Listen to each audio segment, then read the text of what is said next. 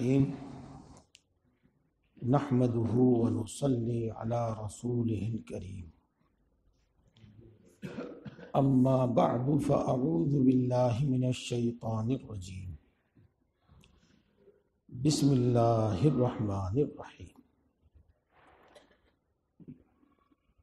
زین للناس حب الشہوات من النساء والبنین والقناطیر المقنطرة من الذهب والفضة والخيل المسومة والأنعام والحرث ذلك متاع الحياة الدنيا والله عنده حسن المآب صدق اللہ العظیم۔ دوستوں اور بزرگوں، میں بھی آپ ہی طرح کا انسان ہوں۔ علماء اولیاء اللہ وہ بھی انسانی ہوتے ہیں،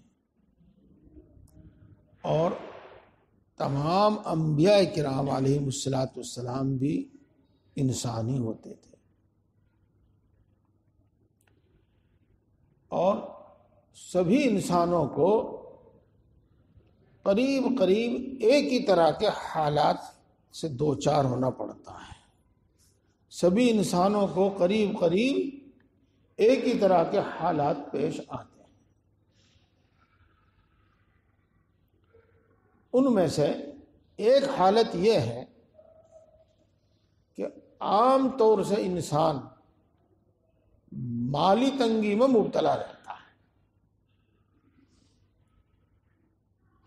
مالدار ہے وہ بھی، اور غریب ہے وہ بھی۔ مال کی سب کو ضرورت پیش آتی ہے، اور ایسے حالات رہتے ہیں کہ وہ مال کی وجہ سے پریشان رہتا ہے۔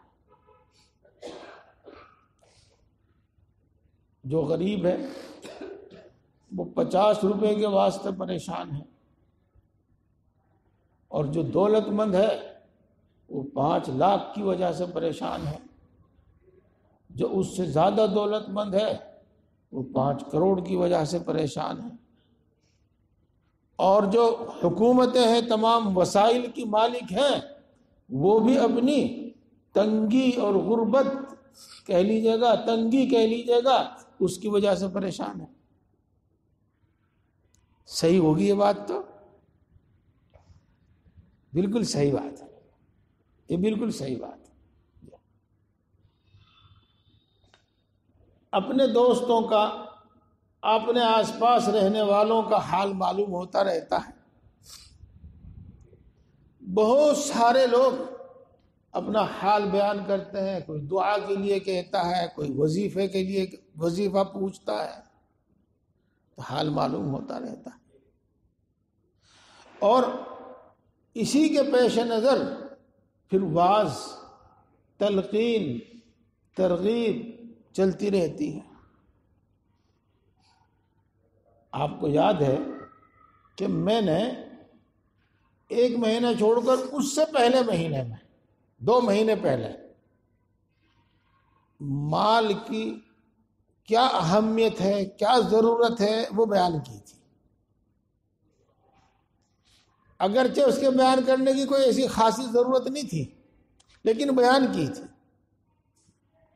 ٹھیک کی تھی کسی وجہ سے۔ اور پچھلے مہینے میں 1 مہینہ پہلے میں نے مال کے نقصان بیان کیے تھے، مال کے دینی نقصان بیان کیے تھے۔ ابھی بات پوری نہیں ہوئی، یہ آج بھی اسی سے متعلق بات ہوگی، اور ادھوری رہ گئی تو انشاءاللہ اگلے مہینے بھی اسی سے متعلق بات ہوگی۔ میرے بھائی، ہم مال کی وجہ سے بڑے پریشان رہتے ہیں، ہم اپنی ضرورتوں کی وجہ سے بڑے پریشان رہتے ہیں، قریب سبھی۔ اور ہماری تمنا تو یہ ہے، ہماری چاہت تو یہ ہے کہ مولانا صاحب حضرت جی رات کو دعا کریں اور صبح کو ہمارا گھر بھر جاوے، اور اتنا مل جاوے کہ ہماری کوئی تمنا باقی نہ رہے، کوئی کام نہ اٹکے، اور جب پھر ضرورت پڑے پھر حضرت جی سے دعا کروا لیں۔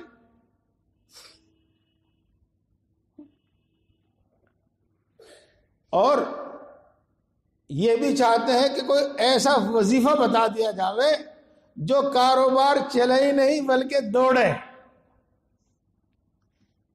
اور کبھی کوئی الجھن، کبھی کوئی رکاوٹ، کبھی کوئی دقت پیش ہی نہ ہو۔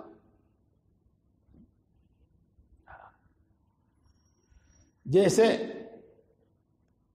عورتیں، گاؤں دیہات کی عورتیں اپنے الفاظ میں دعا دیا کرتی تھی اور آج بھی دیتی ہیں، وہ انسان کی طبیعت اور فطرت ہے۔ پوتو کھیلے دودھو نہاوے، تو یہ اولاد بھی خوب ملے، بیٹے ہی نہیں بلکہ پوتے بھی خوب ملے جن سے تو کھیل لے، اور تجھے اتنی دولت ملے کہ تو پانی کے بجائے دودھ سے نہاوے۔ یہ ہے ان کی دعا کا مطلب، پوتو کھیل لے اور دودھو نہاوے۔ تو ہماری اور انسان کی تو تمنا یہ ہے کچھ اس طرح کی، اور صحیح بات تو یہ ہے کہ وہ اس میں کچھ اور نہیں سننا چاہتا، بھئی یہی دیکھنا چاہے کہ میرا گھر بھرے، میری جیب بھرے، اور نہیں کچھ سننا چاہتا۔ کس سے واقعات تو میں سنایا نہیں کرتا، آپ کو معلوم ہے، لیکن کبھی کبھی سنا بھی دیتا ہوں۔ ہمارے اساتذہ کرام نے ہی سنایا، یہ تو پتہ نہیں حضرت نے بھی سنایا، لیکن بہرحال اساتذہ کرام سے تو ہم سنتے ہی چلے آتے ہیں۔ دلی میں ایک طالب علم ایک شہزادی پر عاشق ہو گیا اور پھرنے لگا پریشان، دیوانہ وار۔ یہ اس کے ساتھیوں نے، اس کے دوستوں نے اس کو نصیحت کی، کہاں تو، کہاں شہزادی کی چکر میں پھنس گیا، تو ایک ایسے چکر میں پھنس گیا جو ممکن نہیں ہے، جو ہو نہیں سکتا۔ تو اپنے آپ کو اس سودا سے، اس خام خیالی سے، اس غلط خیال سے نکال اور اپنے آپ کو اس سے بچا، الگ کر اس سے۔ جو تو چاہتا ہے یہ ہونے والا نہیں ہے۔ اور جو کچھ انہوں نے بتایا بھی صحیح، بتایا بھی سچ ہی۔ لیکن وہ کیا کہتا ہے، غضب ہے بنے ہیں دوست ناصح، کوئی چارہ ساز ہوتا، کوئی غم گسار ہوتا۔ کیا غضب ہے کہ یہ لوگ مجھے نصیحت کر رہے ہیں کہ یہ عشق چھوڑ دے، شہزادی کا عشق چھوڑ دے اور اس دیوانگی سے نکل جا۔ ارے تمہیں تو چاہیے تھا کوئی مجھے تدبیریں بتاتا اور کوئی مجھے تسلی دیتا کہ غم نہ کرے، جلدی تیرا کام ہوئے گا۔ تو دیکھو یہ چاہتا ہے آدمی تو، لیکن اگر اس کو کوئی تسلی دے تو وہ اس کو تسلی نہیں دے رہا، اس کو دھوکہ دے رہا۔ اگر کوئی اس کو تدبیریں بتاوے تو وہ اس کے ساتھ انصاف نہیں کر رہا، وہ تو اس کو ہلاکت میں ڈالنا چاہتا ہے، اسے مروانا چاہتا ہے، تباہ کرنا چاہتا ہے۔ تو میرے بھائیوں، اللہ کے رسول صلی اللہ علیہ وسلم نے اس سلسلے میں ہمیں جو تعلیم دی ہے، اس سلسلے میں جو قرآن پاک میں فرمایا ہے، جو حدیث پاک میں فرمایا ہے، ہمیں وہ سمجھنا چاہیے اور وہ سمجھ کر ہمیں اپنی رائے قائم کرنی چاہیے، اپنا عمل اس پر عمل کرنا چاہیے، اپنا عمل اس کے مطابق بنانا چاہیے، اس کے عمل مطابق چاہیے۔ اپنی سوچ ہمیں قرآن کے مطابق بنانی چاہیے، اپنی سوچ ہمیں حدیث پاک کے مطابق بنانی چاہیے، اپنا نظریہ قرآن و حدیث والا نظریہ ہونا چاہیے، جس کو دوسرے الفاظ میں یوں بھی کہا جا سکتا ہے کہ اللہ کی آیتوں پر اور رسول اللہ صلی اللہ علیہ وسلم کی حدیثوں پر ایمان لانا چاہیے، اس کے مطابق اپنے آپ کو ڈھالنا چاہیے۔ صرف آرزو اور صرف تمنا اور صرف محنت اور صرف دوڑ دھوپ اور جد و جہد کرتا رہے، آدمی غم میں گھلتا رہے، بہت مرتبہ اپنے ایمان سے ہاتھ دھو بیٹھے، بہت مرتبہ فساق اور فجار میں شامل ہو جاوے، گناہ میں مبتلا ہو جاوے، ایسا نہ کرے۔ قرآن پاک سے رہنمائی حاصل کرے، حدیث پاک سے رہنمائی حاصل کرے، اور سچے پکے علماء، دین کے ماہر علماء، علم اور عمل کے جامع علماء سے رہنمائی حاصل کرے۔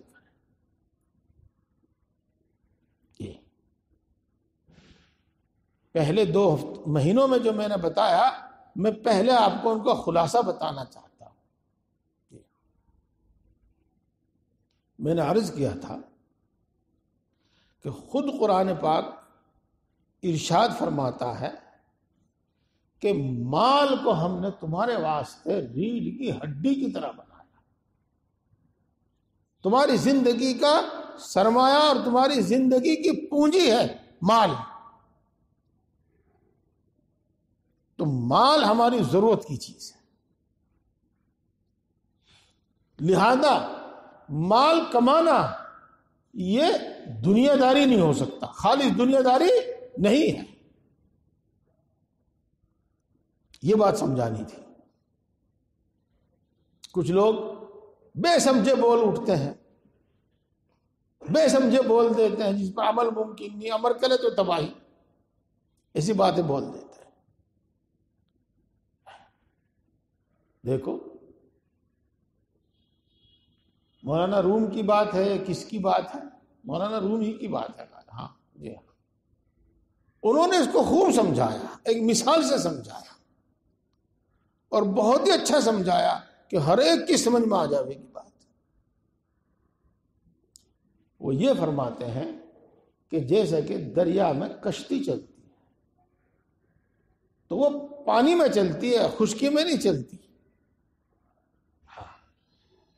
تو پانی کشتی کو ترانے والا ہے اور پانی کشتی کو چلانے والا ہے۔ پانی میں کشتی تیرتی ہے، پانی میں کشتی چلتی ہے، اور اگر پانی کشتی میں بھر جاوے تو کشتی ڈوب جاتی ہے۔ یہ بالکل صاف بات ہے، مشاہدہ ہے، آنکھوں دیکھی بات ہے۔ تو میرے دوستو،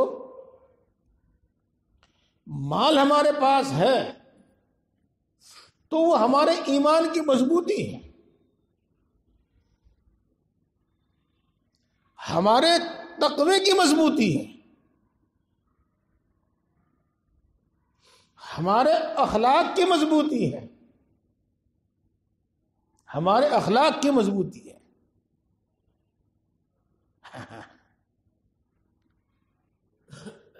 دیکھو بھائی دوستو،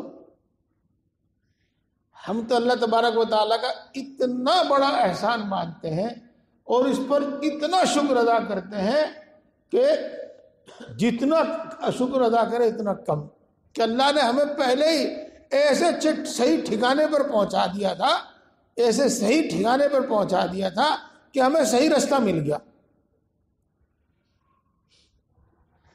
حضرت تھانوی رحمۃ اللہ علیہ ارشاد فرماتے ہیں، یہ سارا استغنا، یہ سارے نخرے اس واسطے ہے کہ کام چل رہا،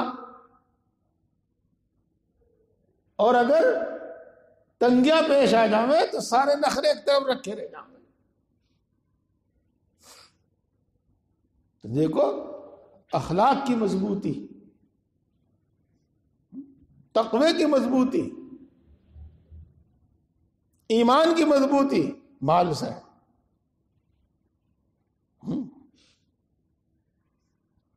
یہی وجہ ہے اللہ کے رسول صلی اللہ علیہ وسلم دعا کیا کرتے تھے، اللہم اکفنی بحلالک عن حرامک واغننی بفضلک عن من سواک۔ اے اللہ تو مجھے حلال اتنا عطا فرما، اتنا عطا فرما کہ مجھے حرام کی ضرورت ہی نہ پیش آوے۔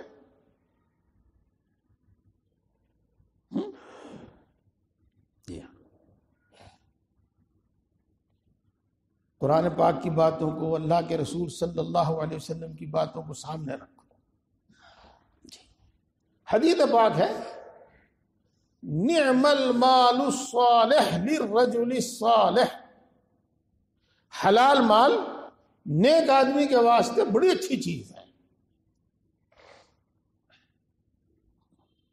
حلال مال نیک آدمی کے واسطے بڑی اچھی چیز ہے۔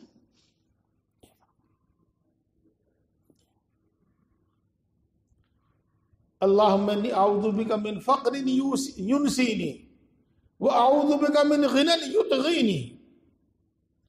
اے اللہ میں آپ سے اس تندرستی سے حفاظت اور پناہ مانگتا ہوں جو مجھے اپنے آپ ہی کو بھلا دے، مجھے اپنی عزت، وقار، دین، ایمان کسی چیز کا بھی پتہ نہ رہے، اور میں ایسی دولت سے بھی تیری پناہ مانگتا ہوں جو مجھے سرکش اور نافرمان بنا دے۔ یہ چیز ہے۔ حضرت سفیان ثوری رحمہ اللہ ارشاد فرماتے ہیں کہ صحابہ کے زمانے میں مال فتنہ تھا، آزمائش تھی، دین کے لیے نقصان دہ تھا، اور ہمارے زمانے میں مال دین کا محافظ ہے۔ 100 سال بھی نہیں گزرے تھے، اس وقت کی بات ہے۔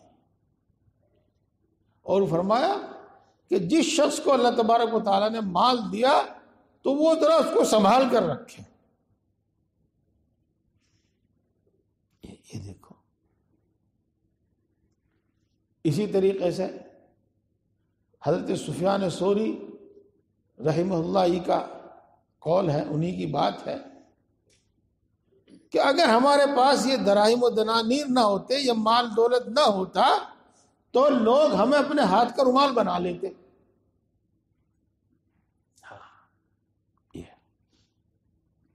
یہاں میں آپ کو ایک بات اور بتاؤں، شاید آپ نے کہیں نہ سنی ہو، جتنی عام آدمیوں کو مال کی ضرورت ہوتی ہے نا، اس سے زیادہ نیک آدمی کو مال کی ضرورت ہوتی ہے۔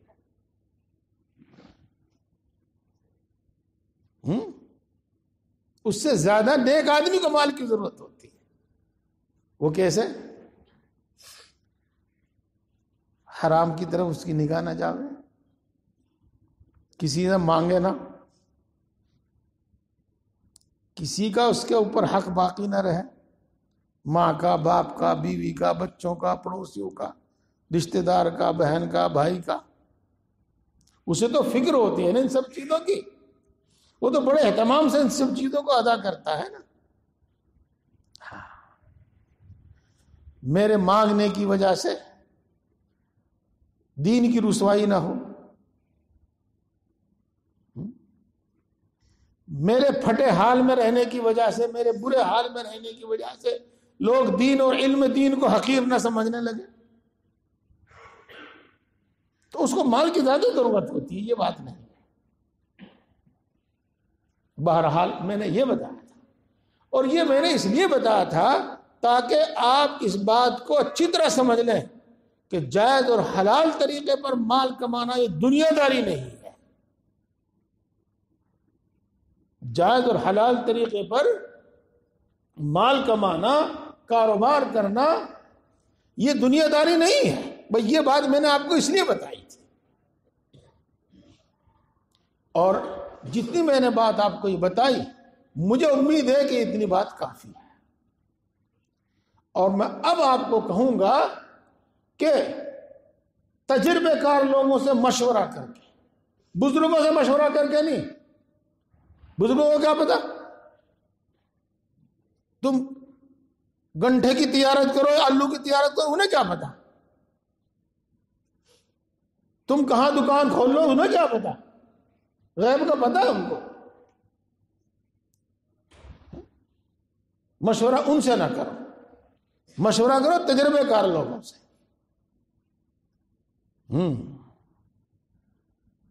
مشورہ کرو تجربے کار لوگوں سے، ان سے کراؤ دعا۔ تو بزرگوں سے دعا کراؤ اور تجربے کار لوگوں سے مشورہ کرو، اور بڑی ہوشیاری کے ساتھ، حاضر دماغی کے ساتھ، اور بڑی محنت کے ساتھ، خوب محنت کے ساتھ کماؤ، خوب محنت کے ساتھ کماؤ۔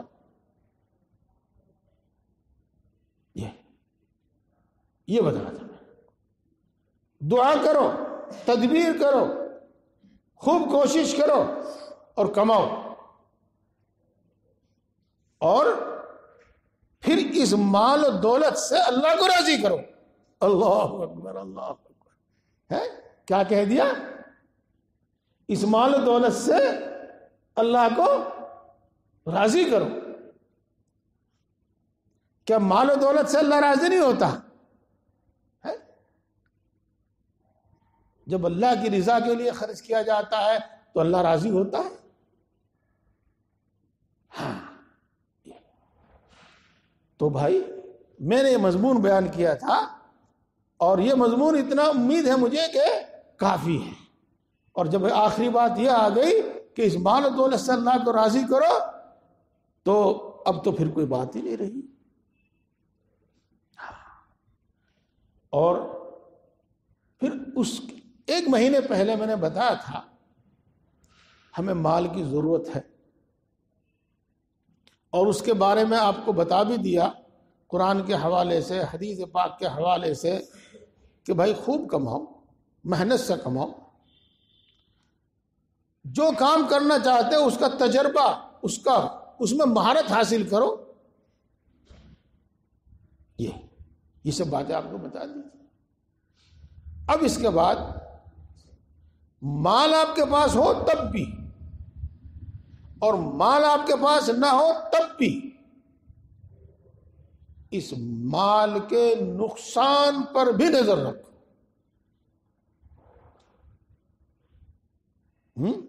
مال و دولت کے نقصان پر بھی نظر رکھو،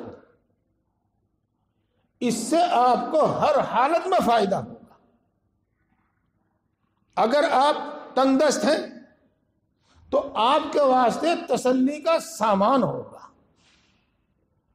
آپ ہر وقت رنج میں، غم میں مبتلا نہیں رہیں گے،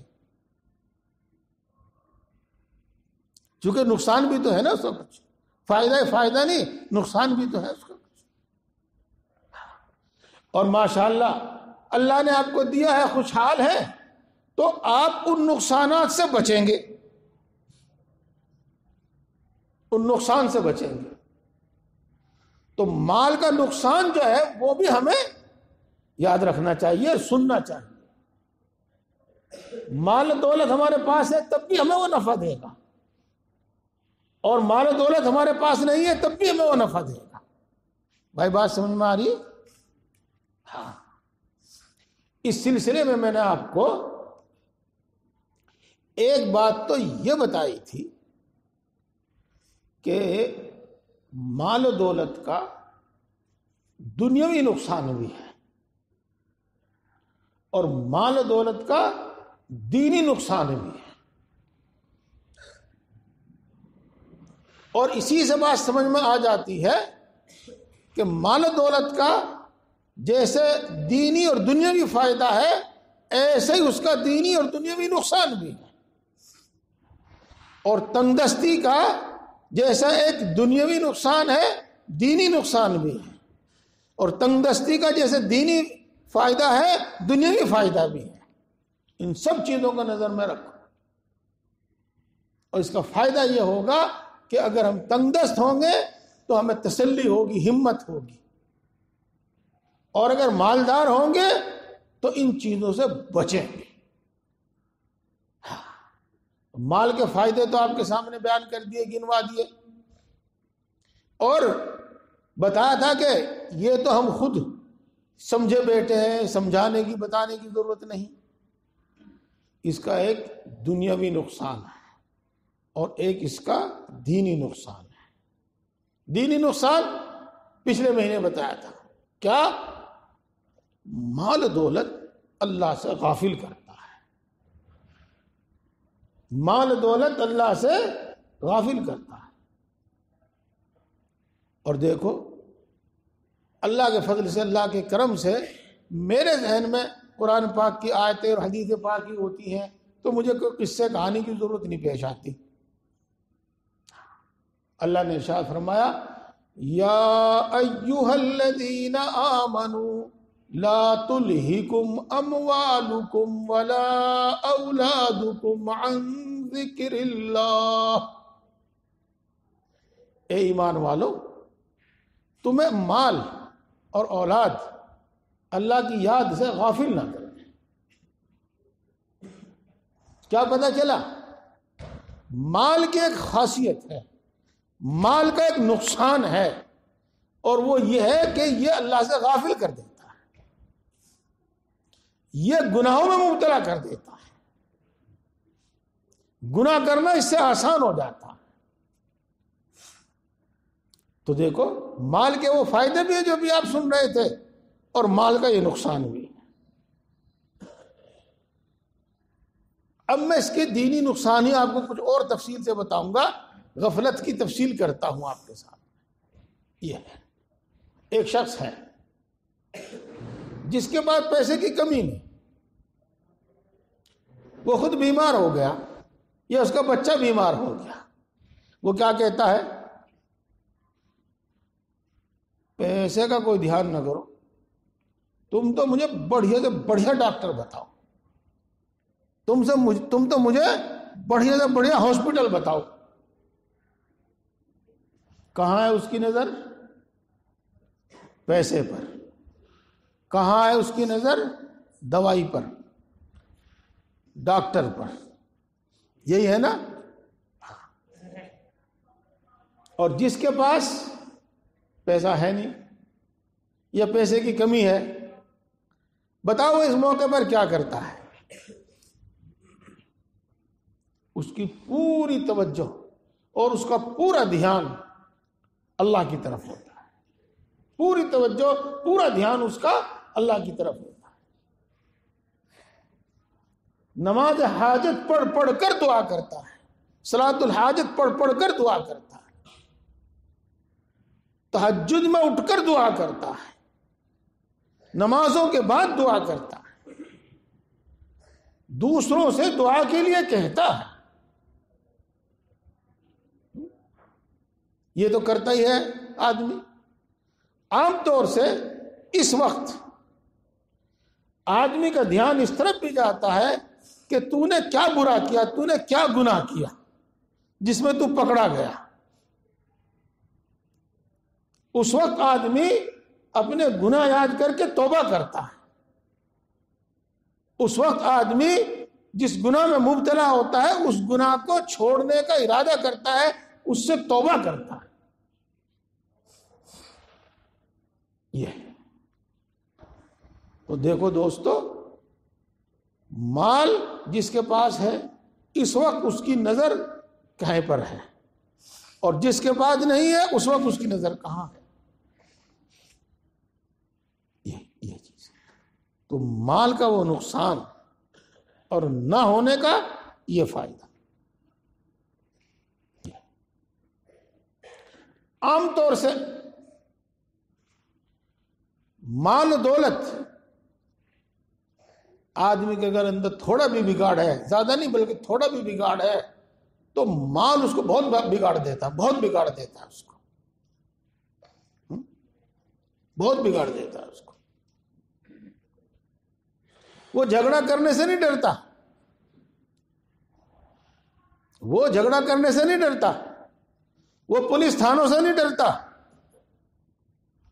بلکہ پولیس تھانے کا بھی علاج ہے اس کے پاس، اور مقدمہ لڑنے کے لیے بھی پیسہ ہے اس کے پاس. جی ہمارے گاؤں دیہات میں تو کھل کے کہہ دے اگر 10 بیگھے کا انڈے تیرے نام کے صحیح اب گئے, 10 بیگھے ایک تیرے نام کا صحیح اب گئے. ہاں تو جرائم پر مبتلا کرتا ہے اس کو. اسی طریقے سے میرے دوستو کتنے گناہ کرتا ہے وہ. ایک گناہ جس میں عام طور سے آدمی مبتلا ہوتا ہے, جس کو کہتے ہیں فضول خرچی, مال دولت کو اڑانا لٹانا, اور اس کے نتیجے میں پھر سب کچھ تباہ ہو جانا, سب کچھ برباد ہو جانا.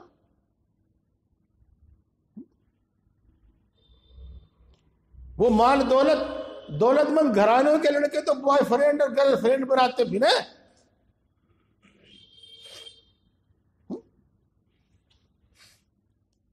تو دیکھو یہ مال کے نقصان ہے.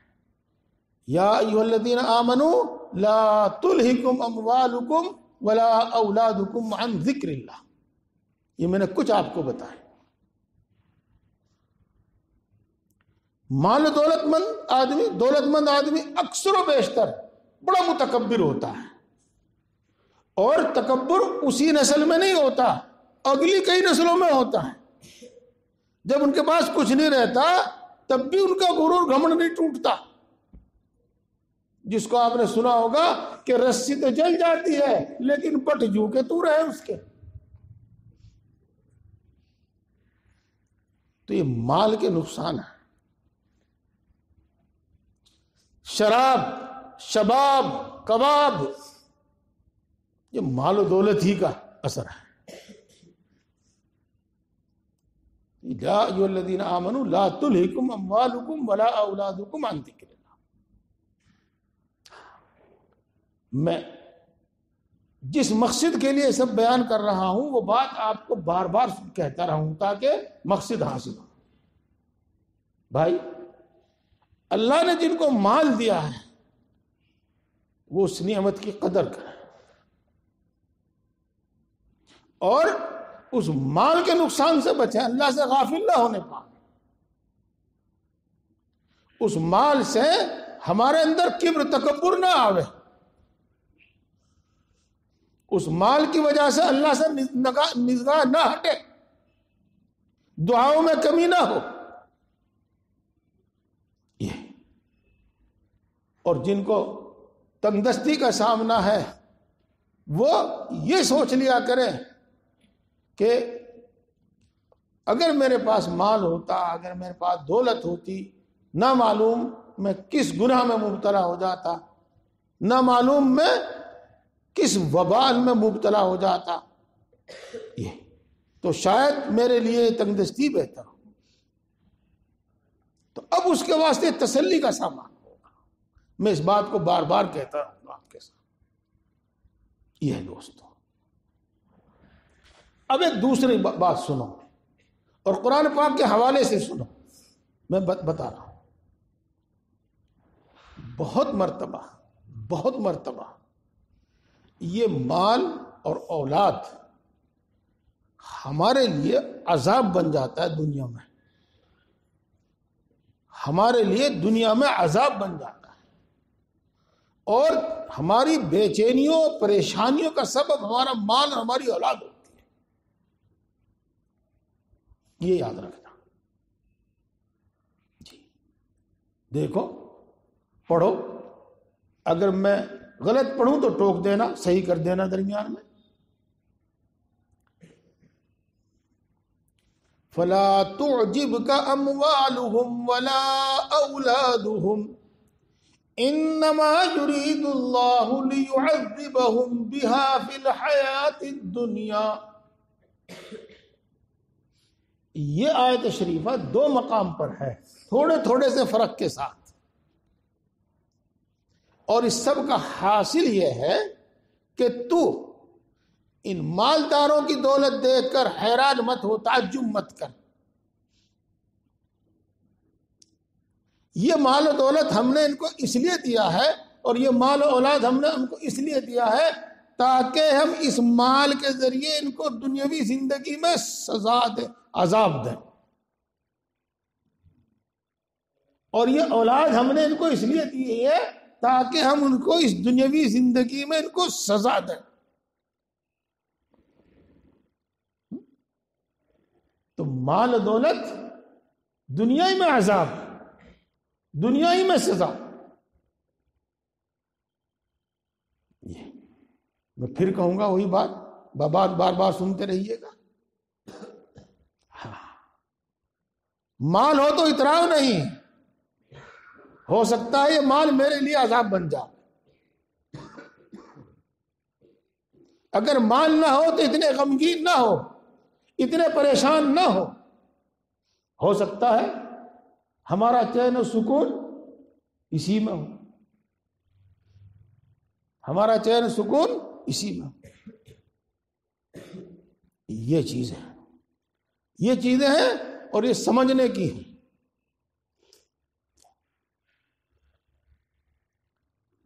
میرے دوستوں بزرگوں، بات تو یہاں تک ہو گئی، دونوں باتیں ہو گئی. اب میں اسی بات کو ذرا سے اور کھولنا چاہتا ہوں اور واضح کرنا چاہتا ہوں آپ پر.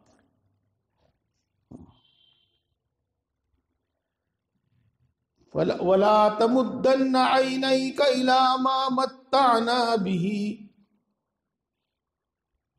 اللہ تبارک و تعالیٰ یہ ارشاد فرماتے ہیں کہ ہم نے ان کو جو مال و دولت سے نوازا ہے، آپ ان کی طرف نگاہ اٹھا کر بھی نہ دیکھیں.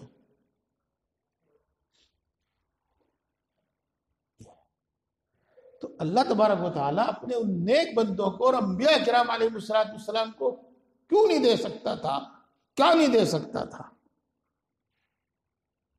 لیکن ان کو یوں کہا جا رہا ہے کہ جن کو ہم نے دیا ہے اس کی طرف نگاہ اٹھا کر بھی نہ دیکھیں.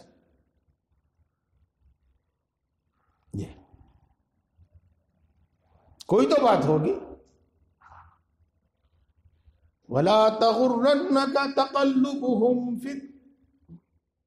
فِي الْبِلَادِ تَقَلُّبُ الَّذِينَ كَفَرُوا فِي الْبِلَادِ. جو اپنے بزنس کے سلسلے میں ملک در ملک جاتے رہتے ہیں، گھومتے پھرتے رہتے ہیں، آپ ان کو دیکھ کر کسی دھوکے میں مبتلا نہ ہو. کوئی تو بات ہوگی میرے دوستو.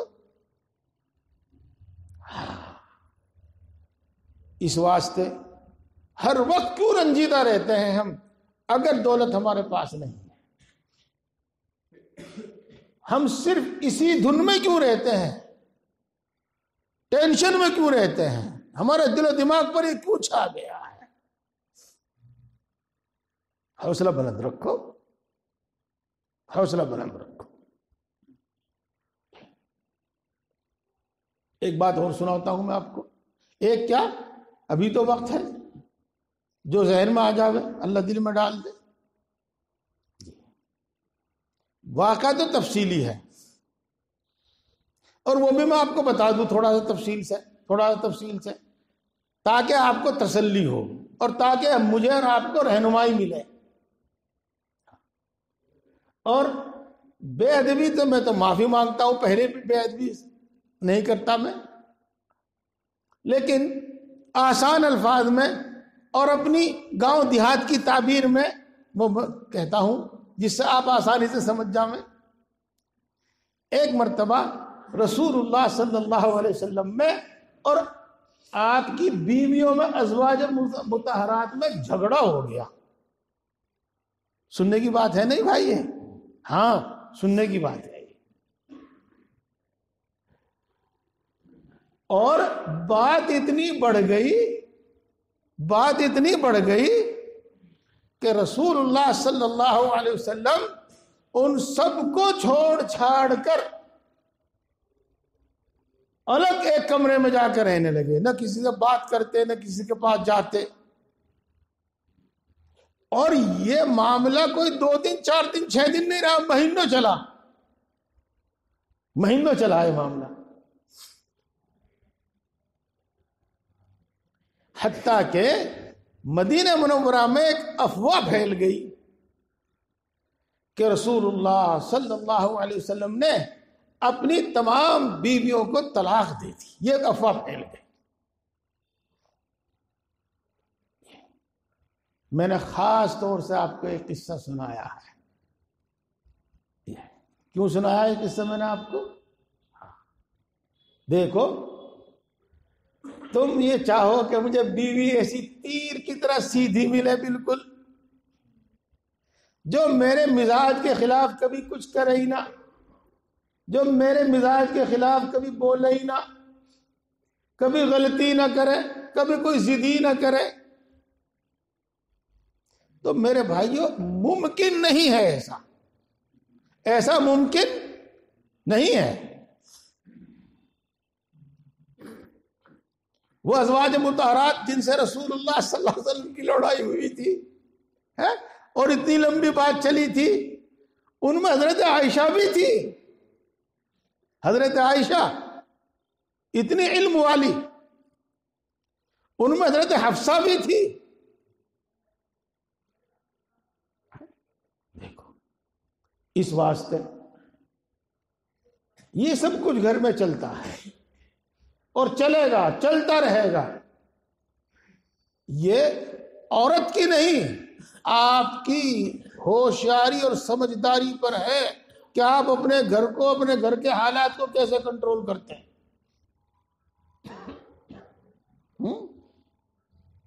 ہاں، پھر وہی بات آ گئی جو عصر کے بعد تھی. اپنا سنا دو ایک قصہ آپ کو چھوٹا تھا. ہاں، اور بات بہت بڑھیا سمجھ میں آئے گی، وہ اس لیے میں سنا رہا ہوں آپ کو. شاید پہلے بھی سنایا ہو. ساس بہو میں جھگڑا ہو گیا، ہم بھی بول اٹھے. جی ہاں، چلو ہوا جو کچھ ہوا. بزرگوں کی برکت سے، ان کی تعلیمات کی برکت سے دل میں ہمیشہ بات کھٹکتی، اور جو بات کھٹکتی ہم اپنے شیخ سے پوچھتے ہیں. جی ہاں، اپنے شیخ کو لکھا، حضرت ایسا ایسا واقعہ پیش آیا. حضرت نے کیا فرمایا؟ جب ڈرائیور کے ہاتھ پیر پھول گئے، پھر گاڑی کی اور سواریوں کی کیا خیر، کہاں خیر. جب ڈرائیور کے ہاتھ پیر پھول گئے تو پھر گاڑی کی اور سواریوں کی کہاں خیر. بس اور کچھ نہیں، اتنا ہی. ہم تو آپ کو بہت کھول کے بتاتے ہیں، وہاں تو چھوٹی سی بات ہوتی تھی. ہاں، کیا سمجھے بھائی ہم؟ وہی تو جو میں آپ کو بتا رہا تھا. مرد کی ذمہ داری ہے برداشت کرنا، حالات کو کنٹرول کرنا، حالات کو سمجھنا. کیسی نیک بیوی ہو، کیسی پڑھی لکھی بیوی ہو، لیکن پھر بھی کچھ نہ کچھ بات پیش آتی رہتی ہے. ہاں، اس لیے ہمیشہ برداشت سے کام لینا. خیر، چلو، مدینے میں یہ افواہ پھیل گئی. یہاں بھی ایک نصیحت ہے ہمارے واسطے، یہاں بھی ایک نصیحت ہے. سنی سنائی بات پر کبھی دھیان مت دو، کبھی یقین مت کرو، تحقیق کرو. آج تو میڈیا کا زمانہ، پروپیگنڈے کا زمانہ ہے، وہ تو صحابہ کا زمانہ تھا، لیکن وہاں بھی کسی نہ کسی طریقے سے ہو جاتا تھا. حضرت عمر رضی اللہ تعالی عنہ، آپ ان کی شان کو جانتے ہی ہیں. جری تھے، ہمت والے تھے. اوالی مدینے میں رہتے تھے، مدینے سے باہر کو رہتے تھے، کچھ تھا مدینے میں ہی. جب ان کو خبر ہوئی تو وہ رسول اللہ صلی اللہ علیہ وسلم سے ملنے کے لیے آئے. آپ ایک بالا خانے پر، ایک چبارے پر رہ رہے تھے اور مل جل نہیں رہے تھے کسی سے. حضرت عمر رضی اللہ تعالی عنہ نے آپ کے پاس پہنچنے کی، اندر دانے کی اجازت مانگی. رسول اللہ صلی اللہ علیہ وسلم نے اجازت دینے سے انکار کر دیا. نہیں، میرے پاس مت آؤ، اجازت نہیں ہے آنے. عمر کو بھی انکار کر دیا.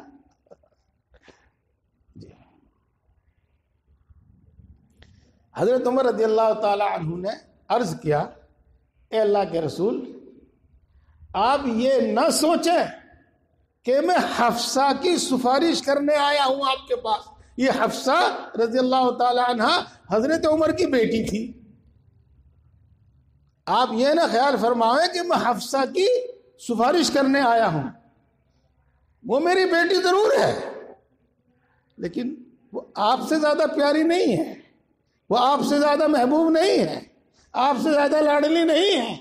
اگر حکم ہو تو میں پہلے اس کی گردن اتار دوں اور پھر آپ کے پاس آ جاؤں. وہ آپ سے زیادہ پیاری نہیں ہے میرے نزدیک. رسول اللہ صلی اللہ علیہ وسلم نے اجازت دے دی اور عمر رسول اللہ صلی اللہ علیہ وسلم کے پاس پہنچ گئے. پہلے تو بات چیت ہوئی اسی موضوع پر. میں نے سنا آپ نے ازواج مطہرات کو طلاق دے دی. رسول اللہ صلی اللہ علیہ وسلم نے ارشاد فرمایا کہ نہیں, میں نے کسی کو طلاق نہیں دی. اچھا کیا معاملہ تھا وہ میں یہ بھی بتا دوں آپ کو. معاملہ یہ تھا کہ رسول اللہ صلی اللہ علیہ وسلم تمام بیویوں کو, تمام ازواج مطہرات کو خرچ دیا کرتے تھے. تو ازواج مطہرات یہ کہتی تھی کہ یہ خرچ کم ہے, اس میں ہمارا خرچہ پورا نہیں ہوتا, ہمیں کچھ اور زیادہ دیا جاوے. یہ تھا معاملہ. رسول اللہ صلی اللہ علیہ وسلم فرما رہے تھے میرے پاس جو کچھ ہے, جیسی وسعت ہے, میں وہ تم کو دے دیتا ہوں, اس سے زیادہ میرے پاس ہے نہیں. معاملہ یہ تھا. خیر بات چیت ہوئی. اس وقت رسول اللہ صلی اللہ علیہ وسلم کے پاس صرف ایک چادر تھی جو لنگی کی جگہ باندھی ہوئی تھی, اور وہ جو دوسری چادر ہوتی تھی جس کو اوپر اوڑھ لیتے تھے وہ نہیں تھی. اور چٹائی ہوتی ہے, چٹائی تو اب تم سمجھتے بھی نہیں ہوں گے. چٹائی ہوتی ہے, بوریا ہوتا تھا, وہ کھجور کے پتوں کا بوریا ہوتا تھا. اسی طرح کی کوئی چیز بچھی ہوئی تھی, اس پر رسول اللہ صلی اللہ علیہ وسلم لیٹے ہوئے تھے. تو کمر میں جسم پر اس کے نشان ہو گئے تھے. جب حضرت عمر رضی اللہ تعالی عنہ نے کمرے پر نگاہ دوڑائی اور آپ کی کمر دیکھی تو آپ کی تنگ دستی کو دیکھ کر آنکھوں میں آنسو آ گئے. عمر کی آنکھوں میں آنسو آ گئے اور کہنے لگے اے اللہ کے رسول, یہ قیصر و کسریٰ اللہ کے دشمن اتنی خوشحالی میں, اور آپ اللہ کے نبی اور اس حال میں. عمر کو کتنی محبت تھی, اسی محبت کی وجہ سے تو آنسو آئے تھے, اور اسی محبت میں تو یہ بات کہی تھی. لیکن رسول اللہ صلی اللہ علیہ وسلم اتنے ناراض ہوئے, غصے ہو گئے, اور یہ فرمایا اے عمر کیا ابھی تک تو شک و شبے میں مبتلا ہے؟ اے عمر کیا تو ابھی تک شک و شبہ میں مبتلا ہے؟ یعنی تجھے مال اور ایمان, مال اور اعمال کا فرق معلوم نہیں تجھے ابھی تک؟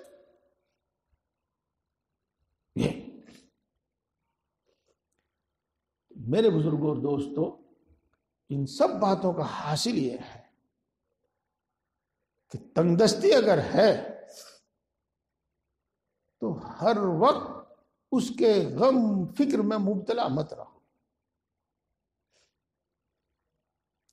دعا کرو, تدبیر کرو, محنت سے کماؤ, ہنر حاصل کرو. وہ جو آپ کو بتایا اس کے ساتھ ہر وقت رنج و غم میں مبتلا نہ رہو، بلکہ مال کے نفع نقصان پر غور کر لیا کرو، تسلی رہے گی۔ یہ بتانا مقصود ہے میرا، یہ بتانا مقصود ہے۔ اور یہ بھی میں نے آپ کو بتا دیا، مال و دولت عام طور سے اتنا فائدے کا نہیں جتنا دینی اعتبار سے نقصان کا ہے۔ اللہ اکبر، اللہ اکبر۔ میرے علماء دوست، علماء حضرات غور کریں ان باتوں پر۔ رسول اللہ صلی اللہ علیہ وسلم نے ارشاد فرمایا، میں 3 باتوں سے ڈرتا ہوں، میری امت میں 3 باتیں ہوں تو میں ان سے ڈرتا ہوں۔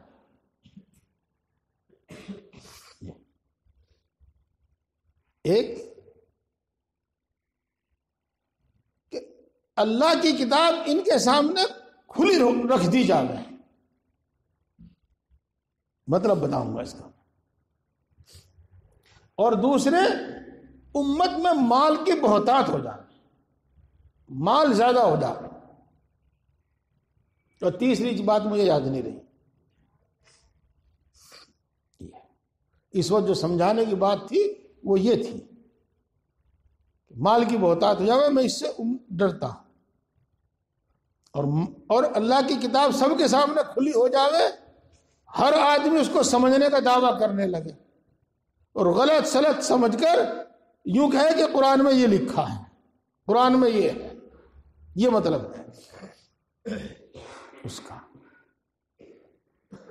ایک حدیث پاک میں آیا ہے کہ میں اپنی امت پر تنگ دستی سے نہیں ڈرتا، اس کا مجھے کوئی خطرہ نہیں ہے اگر میری امت تنگ دستی میں مبتلا ہو۔ ہاں، مجھے اس سے خطرہ ہے کہ امت میں خوشحالی پیدا ہو اور اس خوشحالی کی وجہ سے وہ آپس میں کمپٹیشن میں آ جائے، کمپٹیشن میں، تنافس کہتے ہیں عربی میں اس کو۔ وہ اس سے اچھا مکان بناوے، وہ اس سے اچھا مکان بناوے، وہ اس سے اچھی گاڑی خریدے، اس کی گاڑی دیکھ کر وہ اس سے اچھی گاڑی خریدے، وہ اس سے اچھی شادی کرے، اس کی شادی کو دیکھ کر اس سے اچھی شادی کرے، وہ اس سے اچھا لباس پہنے، وہ اس کے لباس کو دیکھ کر اس سے زیادہ اچھا لباس پہنے۔ ہر آدمی کے اندر یہ جذبہ ہو کہ میں اپنے بھائی کو گھٹا دوں، اپنے رشتہ دار کو گھٹا دوں، اپنے پڑوسی کو گھٹا دوں۔ اس کو کہتے ہیں تنافس۔ میں اس سے ڈرتا ہوں۔ اسی طریقے سے حدیث پاک میں آتا ہے، کبھی اللہ تبارک و تعالیٰ مال و دولت دے کر آزماتا ہے اور کبھی اللہ تبارک و تعالیٰ تنگ دستی میں مبتلا کر کے آزماتا ہے، دونوں طریقے آزمایا جاتا ہے۔ اور پھر ارشاد فرمایا کہ تنگ دستی میں بہت لوگ ثابت قدم رہے، یعنی امتحان میں پاس آئے، اور مال و دولت میں بہت کم لوگ ثابت قدم رہے، بہت کم لوگ اس امتحان میں پاس ہوئے۔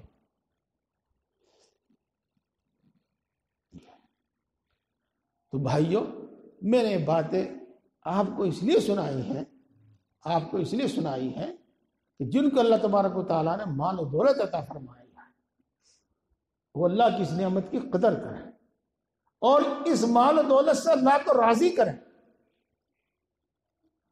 اور اللہ سے اس لیے اس طرح راضی ہوگا کہ اس نمبر 1 اس کو اللہ کی نافرمانی میں خرچ نہ کریں، اور نمبر 2 اس کو اللہ کی رضا اور خوشنودی کے واسطے خرچ کریں۔ وہاں خرچ کریں جہاں خرچ کرنے سے اللہ راضی ہوتا ہے، دین کے کاموں میں خرچ کریں، ضرورت مندوں پر، محتاجوں پر خرچ کریں۔ اور جو لوگ تنگ دستی میں مبتلا ہیں وہ اپنی تمام تر کوشش کریں اور تمام تر کوشش کے ساتھ مال کے نقصانات پر نظر کر کے صبر کریں، صبر کریں۔ اور صبر کا حاصل یہ ہے کہ یہ سمجھے کہ میرے حق میں یہی بہتر ہے۔ میں آپ کو بیکار رہنے کی تعلیم نہیں دے رہا ہوں، میں آپ کو بیکار رہنے کا سبق نہیں پڑھا رہا ہوں، جب آپ اپنی تمام تر تدبیریں کام میں لے آویں، جب آپ اپنی تمام تر کوششیں کر لیں، جب آپ خوب خوب خوب خوب دعا کر لیں اور دعا کرا لیں، پھر بھی مسئلہ حل نہ ہو، اس وقت آپ کے واسطے، میرے واسطے اس کے علاوہ اور کوئی دوسری بات نہیں، کوئی دوسرا حل نہیں، جو میں آپ کو بتا رہا ہوں، جو میں آپ کو بتا رہا ہوں۔ جی بات تو کچھ اور بھی ذہن میں آ رہی تھی، لیکن جی چاہتا ہے کہ بات مکمل ہوگی، میں اب آگے چلتا ہوں۔ کتنا وقت ہے؟ 7:30 بجے نماز ہے۔ اب کیا وقت ہوا جی؟ 7 بجنے میں 4 منٹ ہیں۔ اچھا، اذان میں 20 منٹ ہے سمجھو۔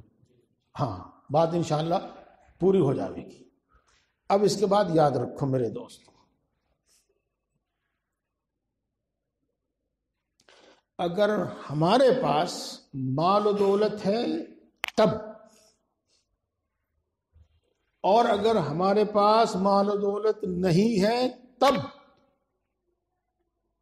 دونوں صورتوں میں اپنے اندر کچھ صفات پیدا کرو، اپنے اندر کچھ صفت پیدا کرو جو میں ابھی بتاؤں گا، تو انشاءاللہ العزیز نہ تندرستی نقصان دے گی اور نہ مال و دولت نقصان دے گا، اور انشاءاللہ العزیز تندرستی حالت میں بھی چین و سکون سے گزرے گی، اور انشاءاللہ العزیز مال و دولت کی حالت میں بھی چین و سکون کی گزرے گی۔ وہ مال و دولت ہمارے واسطے عذاب نہیں بنے گا، وہ مال و دولت ہمارے واسطے عذاب نہیں بنے گا۔ کیا؟ نمبر 1، اس کو کہتے ہیں ہماری اردو میں کفایت شعاری۔ کفایت شعاری، اس کا مفہوم یہ ہے کہ آپ کی جو دولت ہے، آپ کے پاس جو مال ہے، آپ کے پاس جو آمدنی کے وسائل ہیں، جتنی بھی آپ کی آمدنی ہے، آمدنی کے جو وسائل ہیں، آپ کے پاس جو مال ہے، آپ اپنا مزاج، اپنی عادت ایسی بناؤ کہ اسی کے اندر گزارا کرنے کی کوشش کرو۔ اس کو کہتے ہیں کفایت شعاری، اس کو کہتے ہیں کفایت شعاری۔ میں پھر بار بار کہہ رہا ہوں، کسی غلطی میں مبتلا نہ ہوں آپ۔ مال اور آمدنی بڑھانے کے وسائل سے میں روک نہیں رہا ہوں، وہ تو میں نے پہلے کہہ دیا، آپ اپنی پوری کوشش کریں۔ پھر جب اس حال میں ہیں آپ، اس حال میں آپ کفایت شعاری اختیار کریں۔ جتنی آپ کی آمدنی ہے، جتنی آپ کے پاس دولت و سرمایہ ہے، اسی کے حساب سے آپ چل کر اور اسی کے حساب سے آپ زندگی گزاریں۔ اگر آپ کے پاس موٹر سائیکل خریدنے کے لیے پیسہ نہیں ہے تو سائیکل پر چلیں اور سائیکل پر چل کر خوش رہیں۔ سائیکل پر چل کر خوش رہیں، موٹر سائیکل کی تمنا بھی نہ کریں۔ چلو تمنا کر لو، لیکن ناجائز نہیں۔ میں تمنا والی بھی بات آپ کو بتا رہا ہوں، بتاؤں گا بھی، پہلے اسے پوری کر لو۔ اگر موٹر سائیکل کی تو ہمارے پاس گنجائش نہیں ہے، اور موٹر سائیکل کی حوث، حرص، تمنا ہمارے دل میں ہے، تو میرے بھائی کسی وقت چین نہیں ملنے کا، کسی وقت چین نہیں ملنے کا، نہ سوتے میں ملے گا نہ جاگتے میں ملے گا، نہ کھا کر ملے گا نہ بھوکے رہ کر ملے گا، کسی وقت چین نہیں ملنے کا۔ یہ کانٹا ہر وقت چبھتا رہے گا، یہ درد ہر وقت ابھرتا رہے گا۔ میرے پاس موٹر سائیکل نہیں ہے، میرے پاس موٹر سائیکل نہیں ہے، میرے پاس موٹر سائیکل نہیں ہے۔ یہ ہر وقت چبھتا رہے گا، ہر وقت چبھتا رہے گا۔ اس واسطے کہوں کہ جو ہمارے حالات ہیں وہ کفایت شعاری کے ساتھ اسی کے اندر کام چلاؤ، اسی کے اندر کام چلاؤ۔ جب ہمارے اندر یہ عادت آ جائے گی جس کو کفایت شعاری کہتے ہیں، حدیث پاک میں اس کی تعلیم ہے، جب ہمارے اندر یہ عادت آ جائے گی انشاءاللہ العزیز ہمارے اندر استغنا آ جائے گا۔ استغنا کا مطلب سمجھتے ہیں آپ؟ ایسی مال نہ ہونے کی صورت میں بھی ہم ایسے رہیں گے جیسے مالدار، مال نہ ہونے کی صورت میں بھی ہم ایسے رہیں گے جیسے ہم مالدار۔ جی ہاں، اور اگر وہ جو میں بتا رہا ہوں کہ موٹر سائیکل کی ہرس اور موٹر سائیکل کی ہوس، اگر وہ عادت ہمارے اندر ہو گئی تو کسی جگہ ٹھہر کر ہمیں سکون نہیں ملے گا، کسی جگہ ٹھہر کر سکون نہیں ملے گا۔ جی ہاں، جب موٹر سائیکل آ گئی تو بھائی یہ تو سیکنڈ ہینڈ ہے، بھائی سیکنڈ ہینڈ چلانے میں کوئی مزہ نہیں آتا۔ ہاں، بڑی نیو ہونی چاہیے، بالکل ایک دم نیو، شو روم سے آنی چاہیے۔ اب یہ چیز ہمیں دکھ دیتی رہے گی۔ ہاں، پھر چلو یہ بھی مل گئی تو کیا وہ چیز جو ہمارے اندر ایک بری عادت ہے جس کو ہم حرص کہہ سکتے ہیں، حرص کہہ سکتے ہیں، وہ تو ابھی ہے، یہاں آگے وہ ختم نہیں ہو جانے کی، اور بڑھ جاوے گی اور بھڑک جاوے گی۔ یہ یاد رکھیں، موٹر سائیکل میں ہی 50 60 80 ہزار روپے کی بھی ہے اور 1.5 2 لاکھ روپے کی بھی ہے، لکھے۔ ہاں، اب کون کون سے کی تمنا کرنے لگے گا؟ اور یہی بات نہیں رکے گی، پھر 4 ویلر پھر وہ چاہے گی۔ اور یہ میں ایک مثال بتا رہا ہوں، چاہے وہ کپڑا ہو، چاہے وہ کھانا ہو، چاہے وہ مکان ہو، چاہے وہ کاروبار ہو، آخر میں آ کے ایک ہوس رہے گی آپ کے پاس۔ ہاں، ابھی تو میں ہندوستان کا سب سے بڑا مالدار آدمی ہوں، مجھے ایشیا کا سب سے مالدار آدمی بننا چاہیے، اور اس کے بعد پھر ایک ہوس آئے گی کہ ورلڈ میں میرا ریکارڈ ہونا چاہیے۔ اس ہوس کی کوئی انتہا، کوئی حد نہیں ہے، ہوس کی کوئی حد اور انتہا نہیں ہے۔ دیکھو، یہ میں نے آپ کو آپ کے ماحول میں سمجھانے کی کوشش کی ہے، اور جب آپ اپنے ماحول کو سمجھ جائیں گے تو حدیث پاک فوراً سمجھ جائیں گے۔ حدیث پاک میں آیا ہے کہ اگر کسی شخص کے پاس ایک جنگل گھرنی بھائی ایک جنگل بھر کے مال و دولت کا ہو تو وہ یوں کہے گا کہ ایک اور ہونا چاہیے میرے پاس۔ یہ جس کو ہم کہتے ہیں کفایت شعاری، تو کفایت شعاری کی اپنی عادت بناؤ، اور اس کی ضد ہے حرص، اسی کو ہوس بھی کہہ دیتے ہیں، اپنے اندر سے وہ نکال دو۔ حرص نکل جاوے گی اور کفایت شعاری آ جاوے گی۔ اگر آپ غریب ہیں تو بھی صحیح زندگی گزرے گی، متوسط درجے کے آدمی ہیں تو بھی، اور بڑے مالدار ہیں تو بھی۔ اور اگر حرص ہے تو پھر کسی صورت میں چین نہیں ہے۔ اپنے اندر سے حرص نکال۔ بہت مرتبہ ہم اپنی ضروریات کی وجہ سے پریشان نہیں ہوتے، بلکہ محض حرص کی وجہ سے پریشان ہوتے ہیں۔ یہ بات سمجھ۔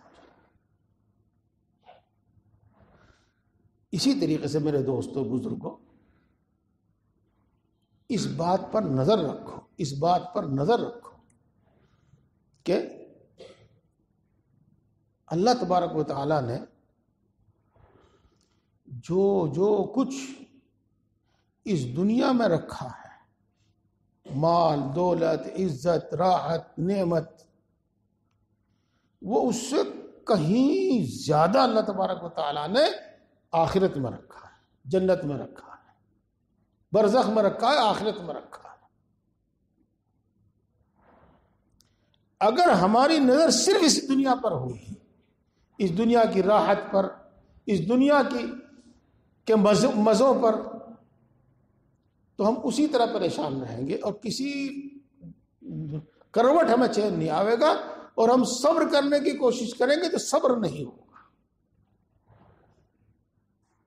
بلکہ اس کے ساتھ ساتھ آخرت کی نعمت کو سوچ لیا کرو، آخرت کی نعمت کو یاد کر لیا کرو۔ جی، میں نے جو آیت شریف آپ کے سامنے پڑھی تھی، اس کے تو ترجمے کی بھی نوبت نہیں آئی۔ زُيِّنَ لِلنَّاسِ حُبُّ الشَّهَوَاتِ مِنَ النِّسَاءِ وَالْبَنِينَ وَالْقَنَاطِيرِ الْمُقَنطَرَةِ مِنَ الذَّهَبِ وَالْفِضَّةِ وَالْخَيْلِ الْمُسَوَّمَةِ وَالْأَنْعَامِ وَالْحَرْثِ ذَلِكَ مَتَاعُ الْحَيَاةِ الدُّنْيَا وَاللَّهُ عِندَهُ حُسْنُ الْمَآبِ۔ اس کا آخری جملہ ہے وَاللَّهُ عِندَهُ حُسْنُ الْمَآبِ، اسے رہنے دیجیے گا، اگلی آیت شریفہ پڑھ لیجیے گا۔ قُلْ أَنُبِّئُكُمْ بِخَيْرٍ مِّن ذَلِكُمْ لِلَّذِينَ اتَّقَوْا عِندَ رَبِّهِمْ جَنَّاتٌ تَجْرِي مِن تَحْتِهَا الْأَنْهَارُ وَأَزْوَاجٌ مُطَهَّرَةٌ وَرِضْوَانٌ مِّنَ اللَّهِ وَاللَّهُ بَصِيرٌ بِالْعِبَادِ۔ زُيِّنَ لِلنَّاسِ حُبُّ الشَّهَوَاتِ، اس آیت شریفہ میں یوں سمجھ لیجئے گا آپ، قریب وہی بات بیان کی گئی ہے جو میں نے آپ کے سامنے بیان کی ہے۔ اور پھر آگے اللہ تبارک و تعالیٰ یہ ارشاد فرماتے ہیں، اے محمد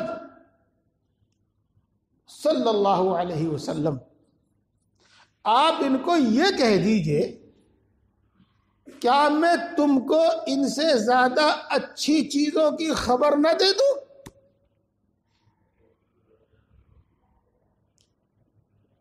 یعنی میں تمہیں ان سے اچھی چیزیں بتا دوں۔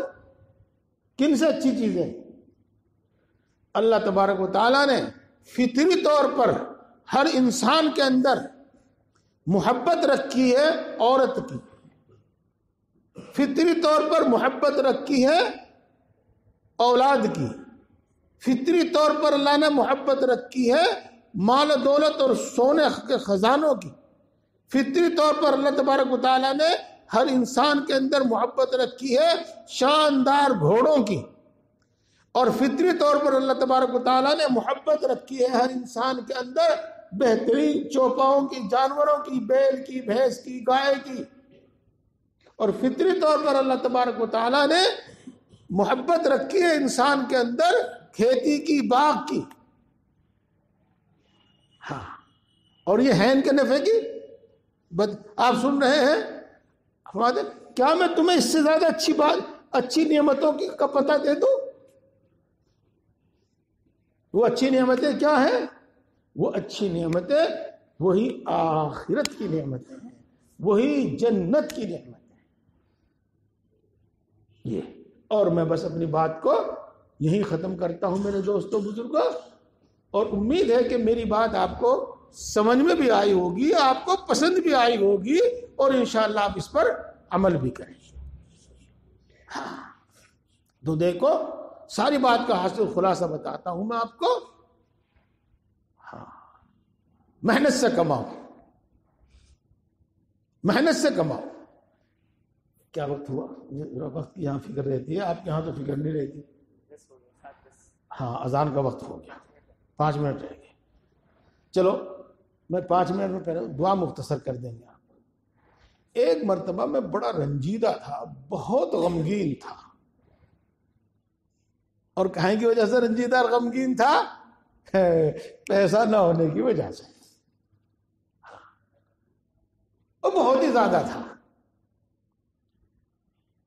تو دیکھو بھائی، ہماری دوڑ دھوپ تو ہم اپنے حضرت جی کی تک تھی، اپنے شیخ تک تھی. میں اپنے شیخ کو جا کے اپنا حال بتایا. حضرت نے بات سنی اور فرمایا، یہ سمجھو ظہر کے بعد کہ عصر کے بعد سی کی بات تھی، کل 9 بجے میرے پاس آنا، کل 9 بجے میرے پاس آنا.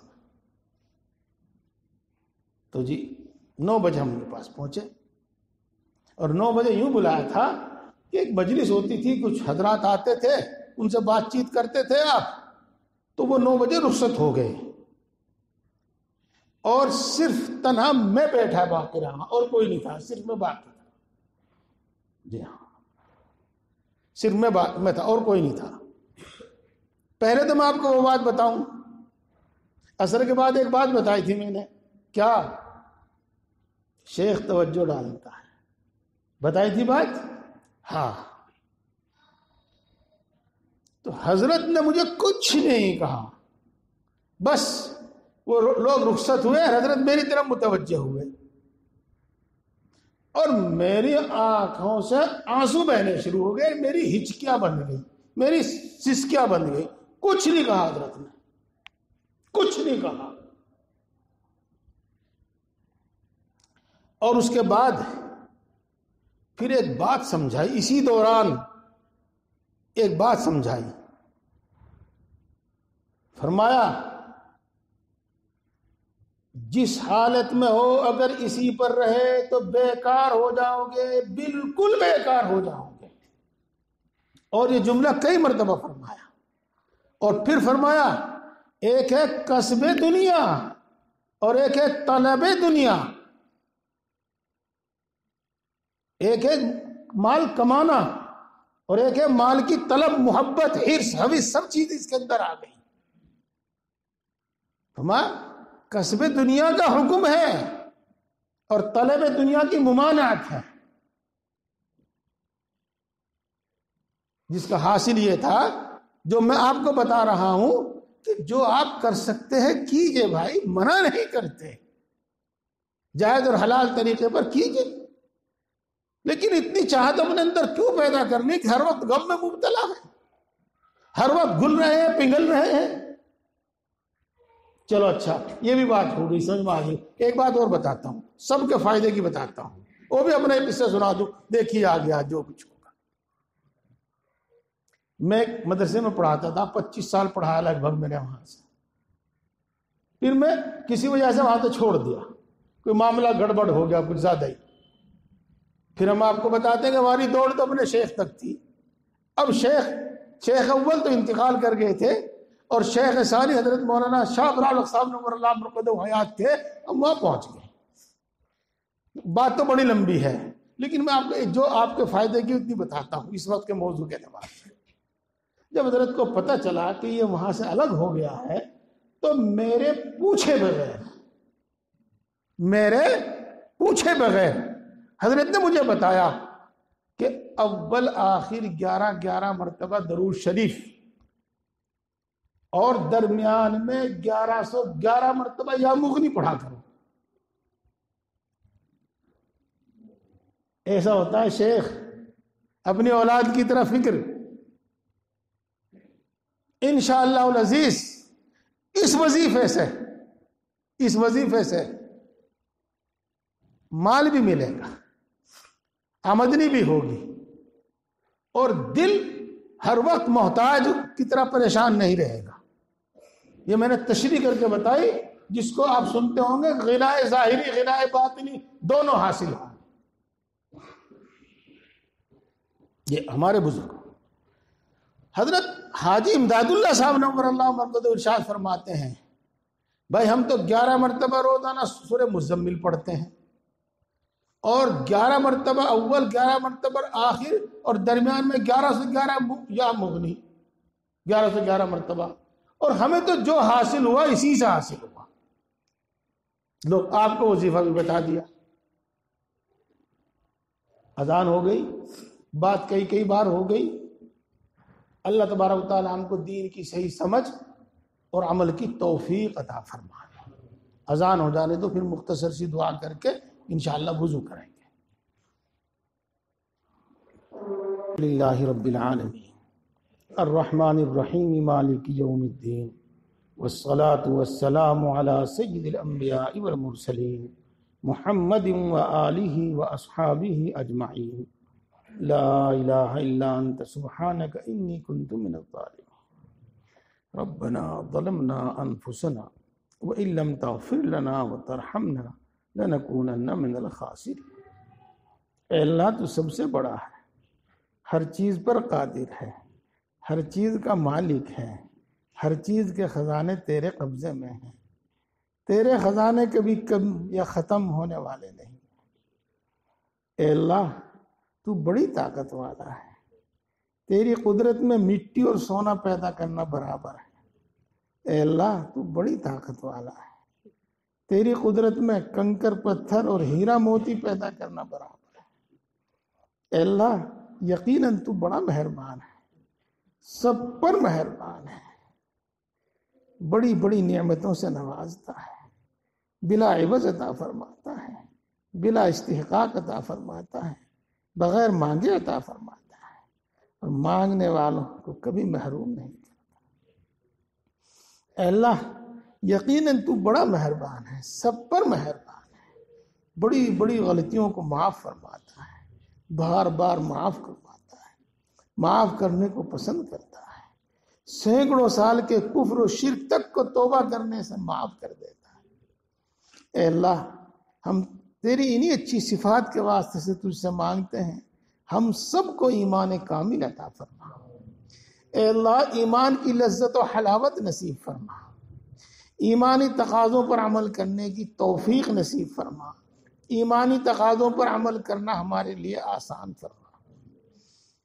اے اللہ ایمانی صفات ہمارے اندر پیدا فرما، مومنوں والی صفات ہمارے اندر پیدا فرما، کافروں منافقوں والی صفات سے ہماری حفاظت فرما۔ اے اللہ اپنے وعدوں کا یقین عطا فرما، اپنے وعدوں پر اور اپنے حکموں پر ہمارے دلوں کو مطمئن فرما، اپنی صفات کی پہچان عطا فرما، اپنی صفات کا یقین عطا فرما، اپنی محبت و معرفت عطا فرما، اپنا خوف عطا فرما، اپنے نبی کی محبت عطا فرما، نیک لوگوں کی محبت عطا فرما۔ اے اللہ ہم سب کو اور کل عالم کے انسانوں کو ہدایت عطا فرما، ہم سب کو دین کی صحیح سمجھ عطا فرما، ہم سب کو نفع دینے والا علم عطا فرما، جو ہم جانتے ہیں، جو ہم نے سنا ہے، ہمیں اس پر عمل کرنے کی توفیق نصیب فرما۔ اے اللہ ہم سب کو دین کی صحیح سمجھ عطا فرما، ذکر کرنے والی زبان عطا فرما، شکر کرنے والا دل عطا فرما، طاعت و عبادت میں مشقت برداشت کرنے والا جسم عطا فرما۔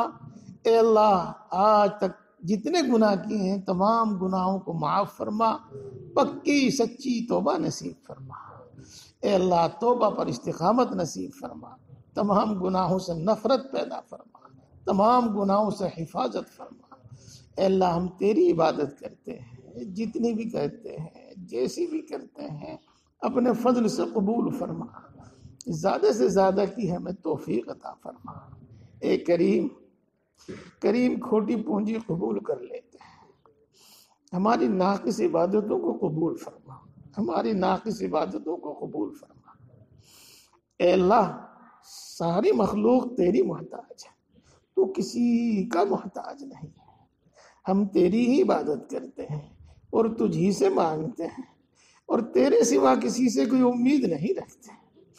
اے اللہ اپنے فضل سے ہم سب کی تمام ضرورتیں پوری فرما، اپنے سوا کسی کا محتاج نہ بنا۔ اے اللہ ہم سب کی تمام ضرورتیں پوری فرما، اپنے سوا کسی کا محتاج نہ بنا۔ اے اللہ بیماری میں اور بڑھاپے میں جب ہمارے ہاتھ پاؤں بھی ہمارا ساتھ نہ دیں، اس وقت بھی کسی کا محتاج نہ بنا، اس وقت ہمیں روزی زیادہ عطا فرما۔ اے اللہ خوشحالی عطا فرما، تنگ دستی سے حفاظت فرما۔ اے اللہ ہم سب کو، ہمارے اہل خانہ کو، ہمارے متعلقین کو صحت و قوت عطا فرما۔ اے اللہ تمام بیماریوں سے شفا نصیب فرما، خصوصاً خطرناک قسم کی بیماریوں سے شفا نصیب فرما، خصوصاً خطرناک قسم کی بیماریوں سے حفاظت فرما۔ اے اللہ تو دلوں کی بات کو خوب جانتا ہے، تجھ پر کچھ بھی چھپا ہوا نہیں، تو دلوں کی بات کو خوب جانتا ہے، تجھ پر کچھ بھی چھپا ہوا نہیں۔ اے اللہ خصوصاً حاضرین مجلس کی، ہم سب کی اور خصوصاً حاضرین مجلس کی جائز مرادیں پوری فرما، جائز تمنائیں پوری فرما، جائز مقاصد میں کامیابی عطا فرما۔ اے اللہ ہر مشکل کو آسان فرما، اے اللہ ہر پریشانی کو دور فرما، اے بگڑی کے بنانے والے ہر بگڑا ہوا کام بنا دے، اے قادر مطلق ہر اٹکا ہوا کام بنا دے، اے بگڑی کے بنانے والے ہر بگڑا ہوا کام بنا دے، اے قادر مطلق ہر اٹکا ہوا کام بنا دے۔ اے اللہ ہمارے گھروں میں چین، سکون اور سکینہ نازل فرما، برکتیں نازل فرما، ہمارے آپسی جھگڑے ختم فرما، خصوصاً میاں بیوی کے آپسی جھگڑے ختم فرما، خصوصاً ماں باپ اور اولاد کے آپسی جھگڑے ختم فرما۔ اے اللہ مال جان ایمان عزت و آبرو کی حفاظت فرما، کسی ظالم کو ہم پر مسلط نہ فرما، کسی بے رحم کو ہم پر مسلط نہ فرما۔ اے اللہ مرتے دم تک دین حق پر ثابت قدم فرما، اپنے اپنے مقدرہ مقررہ وقت پر ایمان پر خاتمہ فرما۔ اے اللہ تو اپنے بہت سارے بندوں کو بغیر حساب کے بخشے گا، ہم سب کو بغیر حساب کے معاف فرما دیجیے، ہم سب کو بغیر حساب کے معاف فرما دیجیے، ہم سب کو بغیر حساب کے معاف فرما دیجیے۔ اے اللہ جہنم سے حفاظت فرما، اے اللہ جہنم سے حفاظت فرما، جنت الفردوس عطا فرما، جنت الفردوس عطا فرما۔ اے اللہ پوری امت مسلمہ کی مغفرت فرما، ہمارے ماں باپ کی مغفرت فرما، ہمارے بیوی بچوں کی مغفرت فرما، ہمارے بہن بھائیوں کی، اعزاء اقربا دوست احباب کی مغفرت فرما، ہمارے اساتذہ ہمارے مشائخ کی مغفرت فرما۔ اے اللہ جس کا ہمارے دل میں کوئی بھی حق ہے، جن کا ہمارے دل میں کوئی بھی حق ہے، اے اللہ ان کی مغفرت فرما، اور جس نے ہم پر کبھی کوئی احسان کیا اللہ اس کی مغفرت فرما۔ اے اللہ امت کے اندر بیداری پیدا فرما، اس کی غفلت کو دور فرما، اس کے اندر بیداری پیدا فرما۔ اے اللہ جہاں جہاں مسلمانوں کو ستایا جا رہا ہے ان کی خصوصی نصرت و مدد فرما۔ اے اللہ ہر وہ خیر تجھ سے مانگتے ہیں جو تیرے نبی نے مانگی ہم کو عطا فرما، ہر اس شر سے پناہ چاہتے ہیں جس سے تیرے نبی نے پناہ چاہی ہے، اے اللہ اس سے ہماری حفاظت فرما، جو مانگا وہ بھی عطا فرما، اور جو مانگنے سے رہے گا وہ بھی عطا فرما۔ اے اللہ اے ہم سب کو پیدا کرنے والے، اے اللہ اے ہم سب کی پرورش اور تربیت کرنے والے، اے اللہ اے ماں سے زیادہ محبت کرنے والے، اے اللہ اے باپ سے زیادہ مہربان، ہم اپنا دکھ تجھی کو سناتے ہیں، ہم اپنا دکھ تجھی کو سناتے ہیں، تجھی سے فریاد کرتے ہیں اور تیرے سامنے اپنی سب ضرورتیں رکھتے ہیں۔ اور سچ تو یہ ہے کہ تیرے سوا کسی میں کوئی طاقت اور کوئی مجال ہے بھی نہیں، تیرے سوا کسی میں کوئی طاقت اور کوئی مجال ہے بھی نہیں۔ اے اللہ اپنے فضل و کرم سے اور اپنے نبی پاک حضرت محمد مصطفیٰ صلی اللہ علیہ وسلم کے صدقہ اور طفیل سے ہماری ان تمام دعاؤں کو قبول فرما، ہمارے حق میں بھی قبول فرما، اور جو دعا کی